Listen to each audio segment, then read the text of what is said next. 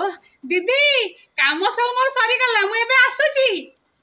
अरे जाऊ छु कोडे सुन सुन एई ने दीदी कोन 100 टंका दउछ हेले कोन भाई। अरे किछि नो एमिति तो खर्च करबो हला जा। हाँ दीदी आसुची दीदी। ओहो एत बड़ हेलानी एतिकी बड़ तो लुई आसे आसुनी काईकी। ओहो दीदी मोर 100 टंका देइचंती गला बेल को चिकन टिके नेकी जीबी खाइबो आमे माझे रोसई करकी। हो काई के आसने एते देरी होउची। येलो धान आसी गला सब पाठ पढ़ी देलु। हां आ चाल सुनु दीदी मोर देइचंती 100 टंका गला बेल को चिकन नेकी जीबा रोसई कर रात रे खाइया चल। ना मामा मु डायरी मिल्क चॉकलेट खाइबी। डायरी मिल्क चॉकलेट सिए पुणी कोन बा कोन मिले से दुकान दे से।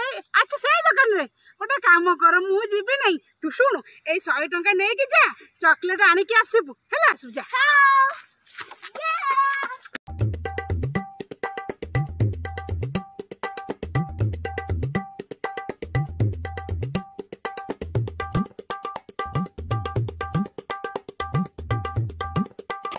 को दुकान को जाई छी जानी केते बळे हेलो मामा आसिलानी एई चॉकलेट आनिलु। हां ओ ने आ केते टंका बळिला देलु देलु किछि टंका बळिला के किछि टंका बळिला नै।